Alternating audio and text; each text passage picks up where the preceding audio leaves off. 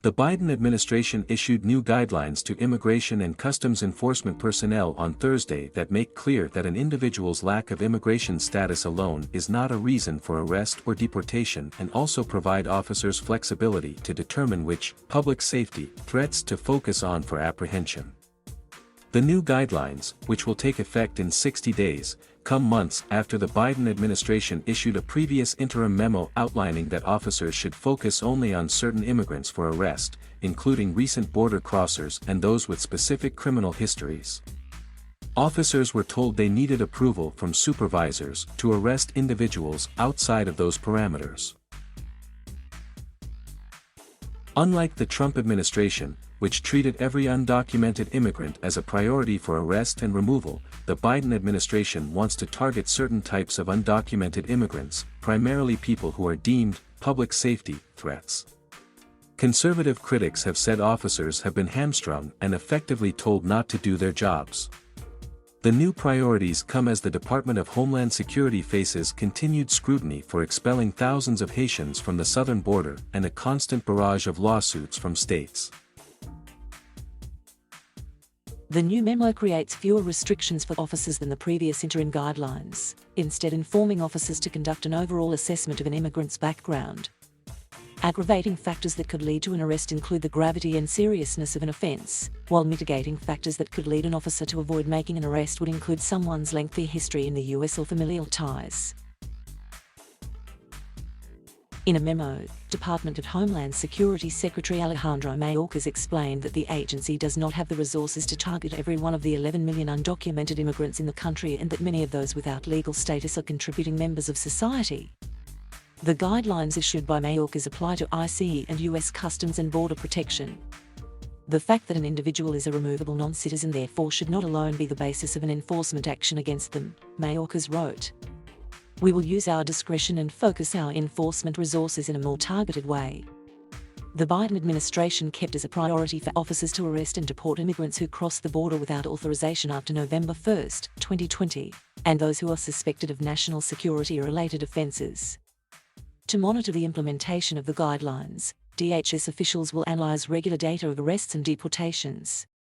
Extensive training will also be part of the implementation process. In addition, the memo includes a section that aims to guard against the use of ICE enforcement as retaliation by employers or landlords.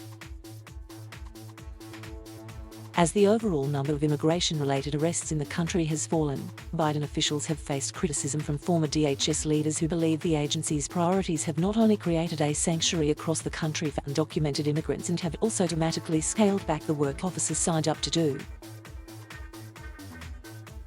In many ways, the latest guidelines issued by Mayorkas provide greater discretion to officers on the front lines. The previous memo outlined that the groups of people ICE officers will focus on include those suspected of being threats to national security, recent border crossers, and those who are considered threats to public safety. The agency said that means people who were convicted of an aggravated felony or engaged in certain activity as part of a criminal gang or transnational criminal organization, and there is reason to believe they currently pose a threat. ICE officers needed pre-approval from their local superiors when deciding whether to arrest or deport people who were not a priority, and were required to justify the action through a written request. The new memo instructs officers to do a more thorough assessment, but it does not categorically list out convictions that are priorities or require pre-approval for arrests. John Sandwich, who ran ICE during the Obama administration, told BuzzFeed News that the guidelines issued Thursday were a necessary step to change the culture of the agency to focus on the quality of apprehensions instead of the numbers of people arrested and deported. The challenge, Sandwich said, would come as the Biden administration implements its new priorities, as the public safety category is subjective. This is putting a lot more trust in the agent's approach, he said, noting that immigrant advocates would likely be concerned about the new memo. To that end, Sarah Derry Oshiro, managing director of the immigration practice at the Bronx Defenders, criticized the new guidelines for providing too much latitude to ICE officers over the past 4 years. We witnessed what happens when an administration empowers individual ICE officers to decide who merits detention and deportation. Life-altering decisions are made arbitrarily. Everyone is identified as an enforcement priority, and people who have survived an interaction with the police are targeted for deportation without any consideration of the equities, Oshiro said in a statement. The final guidance issued by the Biden administration feels no different. It places the burden on immigrants to prove their humanity and fails to provide concrete guidance for ICE officers exercising largely unchecked discretion when deciding whether to subject people to the cruelty of the deportation system. The new memo comes weeks after a federal judge in Texas temporarily blocked ICE from enforcing the previous priorities. The decision was later mostly stayed by an appeals court panel in the Fifth Circuit. I am grateful to the ICE personnel for their candor and openness in our discussions about their critical law enforcement mission, Mayorkas said in a statement. The new guidelines will enable our department to most effectively accomplish our law enforcement mission and, at the same time, advance our country's well-being by recognizing the invaluable contributions of millions of individuals who are part of the fabric of our communities. The guidelines will help us exercise our prosecutorial discretion to achieve justice.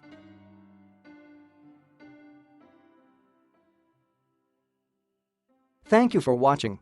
Please subscribe